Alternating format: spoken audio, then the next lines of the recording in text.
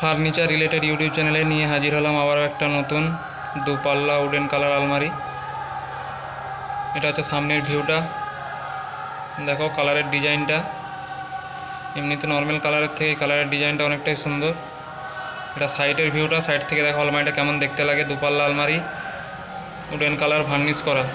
চলো তোমাদের এই আলমারিটার ভিতরের অংশটাও দেখাই যে ভেতরে কেমন কি সিস্টেম রয়েছে।